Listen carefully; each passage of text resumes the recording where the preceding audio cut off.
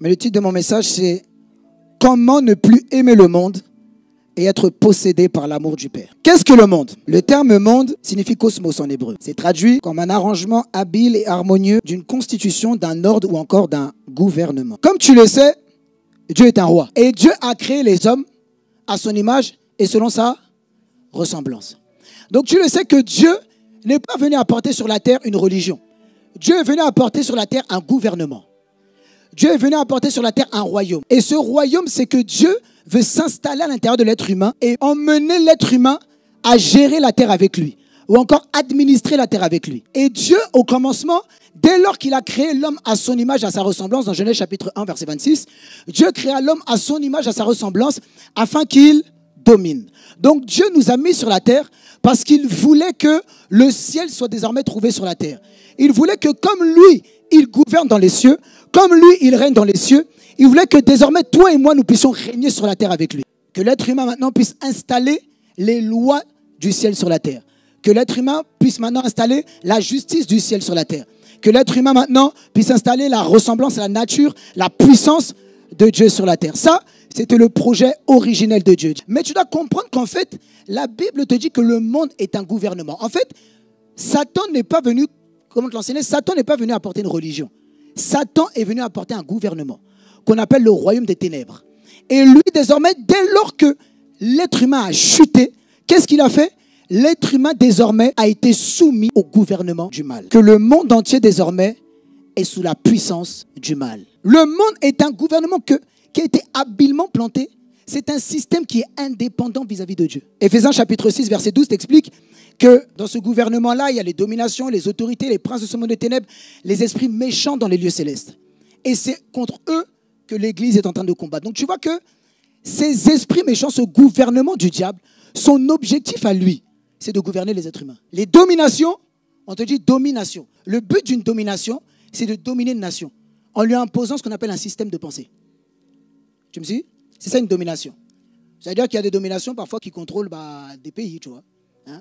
On dit, un tel, il est de tel pays, tu sais qu'il fait telle chose. Tu me suis?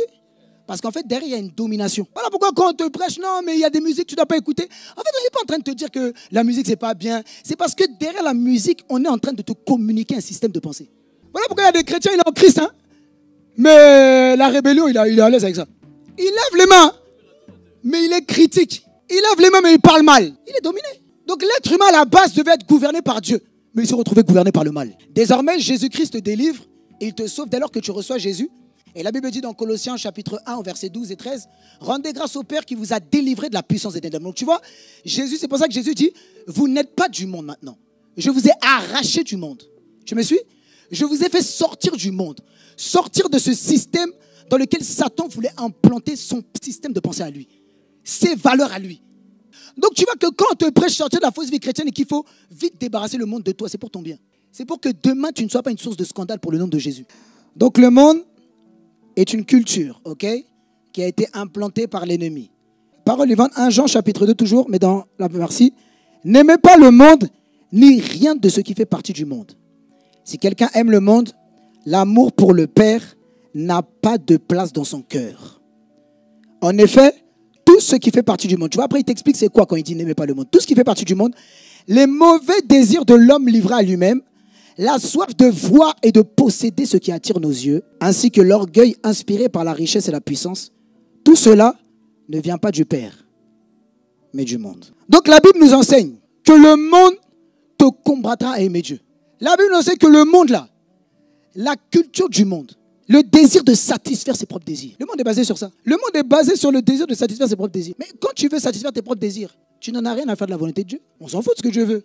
On te dit que quand l'amour du monde est en toi, l'amour du Père ne peut pas être en toi. Et l'amour du Père, c'est garder sa parole. L'amour du Père, c'est accomplir sa volonté. Donc tu comprends qu'il y a des désirs en toi, il y a des ambitions qui vont combattre la volonté de Dieu dans ta vie. À chaque fois que tu ne veux plus aimer tes frères et sœurs, c'est que l'amour du Père a disparu.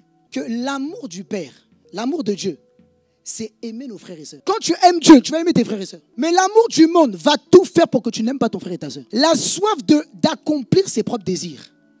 C'est ça qui fait que le monde se fait la compétition. Tu rentres dans une entreprise, mais tu ne viens plus pour servir. Tu viens pour tes propres désirs. tu es prêt à tout pour effacer celui qui est en face de toi. Le désir, la soif de posséder ce qu'on voit. Le monde est bâti sur ça. Alors que quand tu as l'amour du Père, tu ne seras plus centré sur toi. Tu voudras partager aux autres. Et quand la joie du monde a rempli ton cœur, c'est ça qui fait que tu n'arrives même plus à rendre grâce à Dieu. Parce que pour toi, ta joie dépend de ce que tu touches. Ta joie dépend des événements et des circonstances. Ta joie dépend du monde. Ta joie ne dépend plus de Dieu. Donc quand tu es rempli de l'amour de Dieu, tu seras rempli de l'amour de Dieu. Tu voudras juste donner l'amour aux autres. Mais quand l'amour du monde vient en toi, il vole cet amour-là. Et il n'y a qu'une chose qui donne à un être humain d'être heureux. C'est d'être rempli de l'amour de Dieu. Aimer le monde t'empêchera d'aimer Dieu. Donc c'était mon premier point, car les désirs charnels, la convoitise vont étouffer l'amour du Père à l'intérieur de nous. Deuxièmement, lorsque tu aimes le monde, tu te fais ennemi de Dieu. La Bible dit dans Jacques chapitre 4, verset 4. Bon, je l'ai ici par le ventre. Infidèle que vous êtes, ignorez-vous que flirter avec le monde, c'est haïr Dieu. Si donc quelqu'un veut être l'ami du monde, il se constitue du même coup ennemi de Dieu. La Bible te dit, c'est-à-dire qu'on peut flirter avec le monde. Flirter, c'est quand tu as une relation mais sans engagement. Tu es là mais tu n'es pas trop là, quoi. Infidèle que vous êtes, ignorez-vous que flirter avec le monde, c'est haïr Dieu. Quand tu flirtes avec le monde, tu haïs Dieu.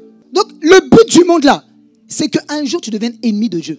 Et tu es dans l'église, tu lèves les mains. Mais en toi, il y a quelque chose qui fait que tu es ennemi de Dieu. Le désir d'accomplir ses plaisirs va faire qu'un jour, tu seras ennemi de Dieu.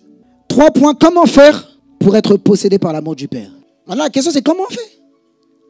Comment faire pour être possédé par l'amour de Dieu? J'ai observé 3 caractéristiques communes chez ceux qui ne veulent pas que l'amour du monde demeure en eux et qui veulent être possédés par l'amour du Père. Je les ai trouvés dans les Écritures et je les ai trouvés aussi par expérience et observation.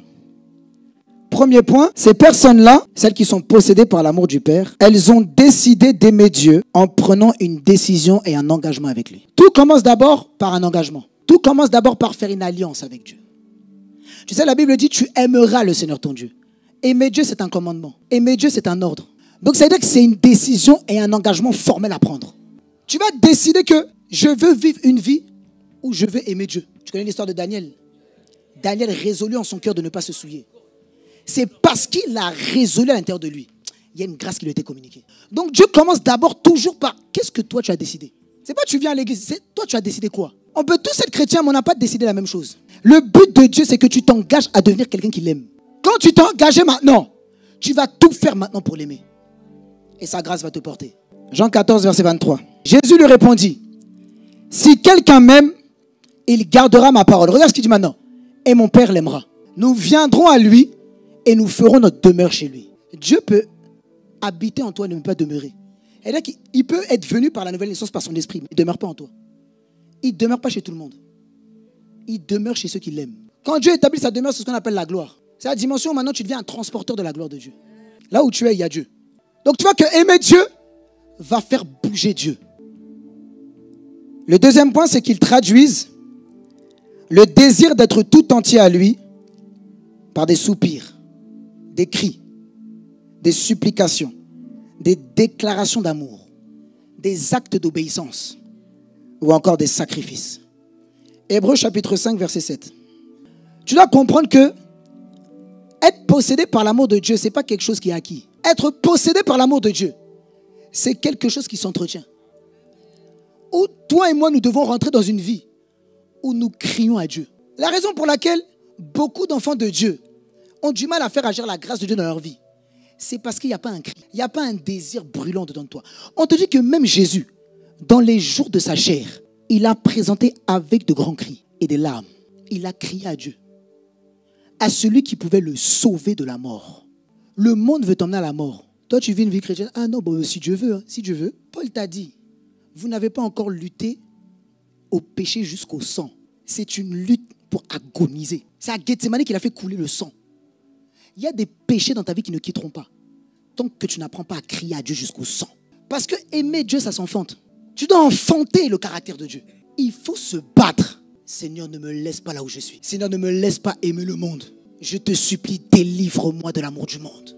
Père, possède-moi. J'ai un désir en moi, mais j'y arrive pas. Mais je te supplie, aide-moi à t'aimer. Aide-moi à te vivre. Vis par moi. Touche par moi. Tu dois crier à Dieu. Parfois, ça sera avec des larmes. Parfois, ça te poussera à rentrer dans le jeûne. Parce que tu veux l'aimer. On ne cherche pas à sortir du péché. On cherche à aimer Dieu. C'est l'amour du Père. qui nous délivre. C'est aimer Dieu qui nous éloigne du péché. Le troisième point, chez ces personnes qui ont découvert comment être possédées par l'amour du Père, ce ne sont pas des gens parfaits. La Bible ne nous parle pas de personnes parfaites. La Bible nous parle de personnes qui désirent de tout leur cœur. Le troisième point, ils ont découvert la grâce de Dieu en faisant confiance à la capacité de Dieu d'accomplir son projet en nous. Écoute-moi bien. Et je vais terminer sur ça et on va prier. Dieu t'a sauvé. Mais c'est lui seul qui peut accomplir son projet en toi. Voilà pourquoi il t'emmène juste à le laisser faire, à mourir. Tant que tu veux encore vivre, il ne peut pas faire. Vous n'êtes pas seul. Dieu lui-même œuvre en vous. Donc on a parlé du monde. On a parlé des désirs charnels. Mais tu dois comprendre que tout ça c'est bien. Mais tu dois comprendre qu'il y a un Dieu en toi qui est capable d'œuvrer à l'intérieur de toi. Il est capable de t'emmener à l'aimer. Il est capable de t'emmener à faire ce que toi tu ne peux pas faire. Parce que aimer Dieu humainement c'est impossible. Je répète. Aimer Dieu humainement c'est impossible.